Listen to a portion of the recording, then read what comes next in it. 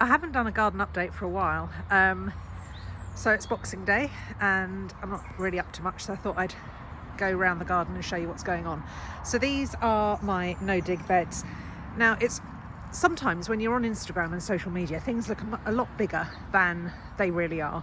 My garden, there's only 2 of us here, but my garden is, you know, not too small, but the beds are just, I'd say, 5 to 6 meters long, and they're about 1 meter wide. So I've got 1 to 2.5 really long. I've got a little patch at the end there that you can see that I normally just grow some annuals in, and that's it for my veg growing. I've got a greenhouse which is quite big. That's a 16 by 10, I think it is, from Rhino Greenhouses. It's amazing, really strong structure, and it's the biggest I could get in that space there.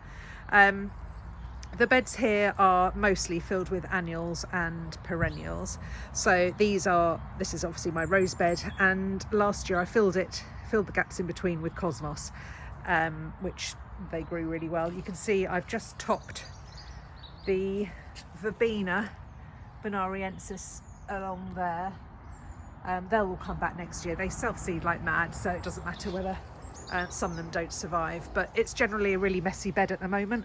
But I like to leave all the bits and pieces up for the birds and the insects and things, and then in the spring I will cut down all these spent annuals and yeah, just mulch in between. It's quite weedy, as you can see. That's erigeron there, which is a beautiful little Mexican daisy, but it's I think it's called Mexican fleabane actually, but it's self-seeded everywhere along here. It's really wet in this corner, so I don't understand how it's surviving, but it's loving it.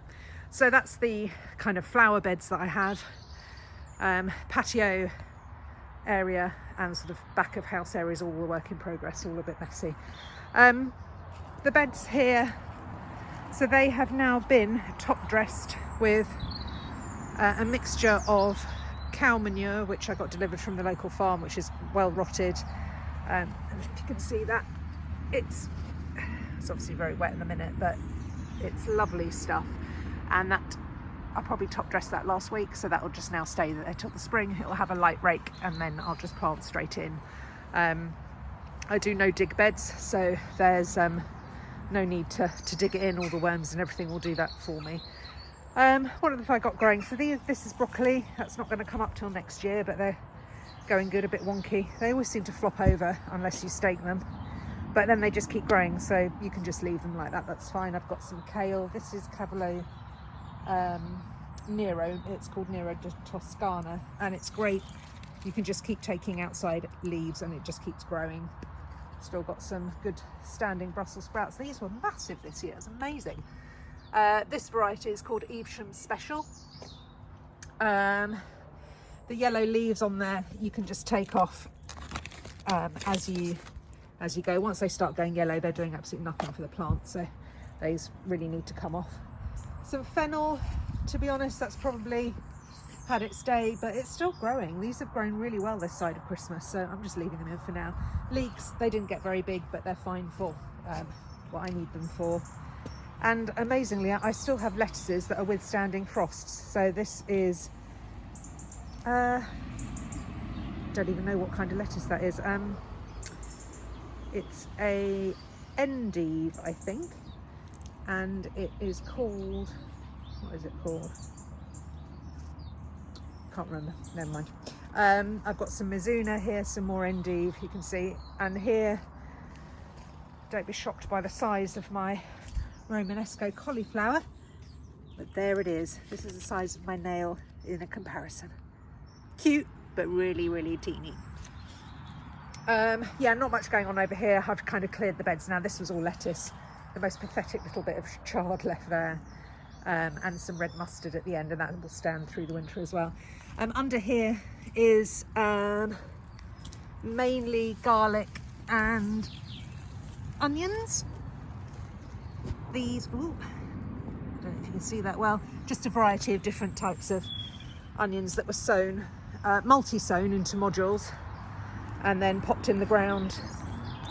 I guess they went in probably November end of October, November, and they've been covered since then, and they'll stay covered till early next year. I would have thought till early spring. These beds do get quite wet, so I'm not holding out a massive amount of hope for the onions, but there's some garlic in there as well. If they get too waterlogged, they probably won't like it, but we'll see. I've got plenty more to sow in January, end of January anyway. What else have I got? So in the greenhouse, again, a bit messy. So the right hand bed has been laid with cardboard. I wouldn't normally do that on a bed that is already established, but it's quite weedy in here now. So I've given it a top coat of cardboard, and then again the mix of my homemade manure, sorry, not homemade manure, homemade compost and some cow manure all mixed together.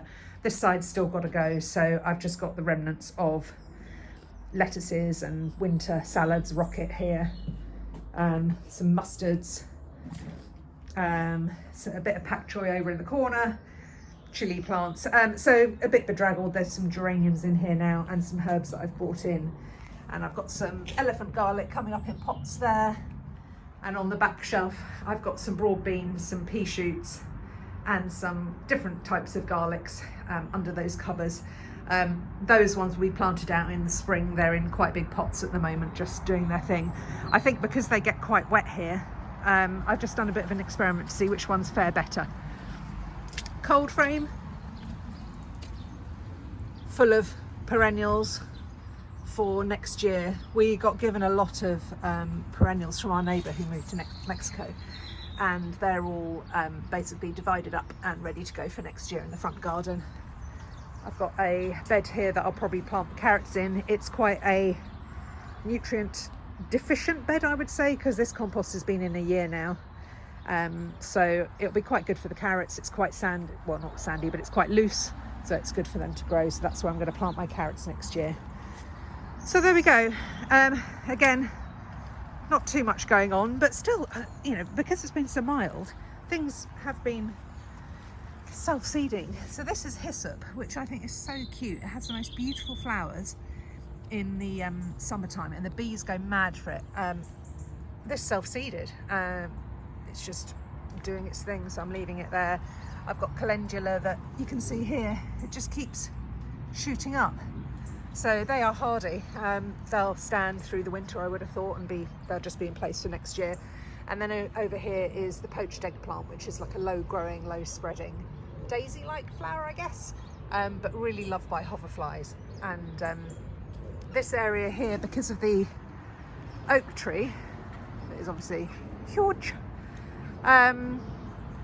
it really gets all its moisture taken away. So it's a bit of a so-so kind of area. Nothing really does brilliantly in here, but I had quite good success with calendula, borage and the limnanthes last year, so I've just left it. Will be the same this year. It's my little wildlife pond. So this is just a stone trough, which as soon as we put it in, I can't tell you the amount of wildlife that went in it. It was a joy to watch. In the summer you get all sorts of things going on in it. It's a bit obviously gloopy at the minute.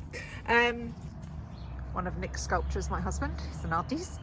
That's it. So this is my garden at the moment. I'm sure everyone's just looking a bit bedraggled, but enjoy your festivities, and hopefully we'll get going sowing in the spring.